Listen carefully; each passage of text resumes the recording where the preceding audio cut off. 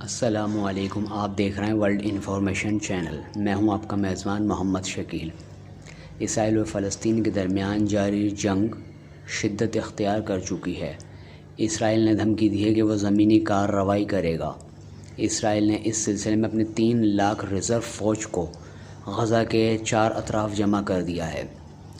اسرائیلی حکومت نے بے تحاشا اندھا دھند بمباری کرتے ہوئے غزہ کو کھنڈر بنا دیا ہے۔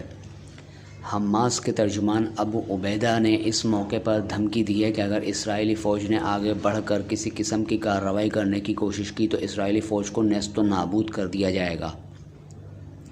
اسرائیلی وزیر اطلاعات مستعفی ہو گئی ہیں۔ اسرائیلی عوام کی جانب سے اسرائیلی حکومت پر اور خصوصاً وزیر اعظم نیتن یاہو پر شدید دباؤ ہے۔ اسرائیلی عوام یہ سمجھتی ہے کہ وزیر اعظم نیتن یاہو اور اس کی کابینہ اس تمام تر معاملات کی ذمہ دار ہے۔ اسرائیلی وزیر اعظم نیتن یاہو نے موقع کی نزاکت کو دیکھتے ہوئے ایک جنگی حکمت عملی اپناتے ہوئے ایک نئی سیاسی قیادت تخلیق کری ہے جو ملک کو جنگ کے بحران سے نکالنے میں مدد کرے گی۔ امریکہ کے وزیر خارجہ ٹونی بلنکن نے اس موقع پر اسرائیل کو یقین دہانی کرائی ہے کہ وہ اکیلا نہیں ہے، ہم ہر ممکن اس کی مدد کریں گے اور جہاں تک ہوگا اسرائیل کا ساتھ دیں گے۔ امریکہ نے اس موقع پر ایران کو بھی دھمکی دی کہ وہ حماس کے معاملے میں محتاط رہے۔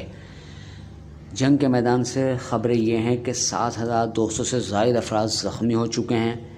غزہ کی بجلی بند ہے، غزہ میں پانی نہیں ہے، غزہ میں خوراک کی قلت ہے اور لوگ خوراک اور پانی کی تلاش میں سرگرداں ہیں۔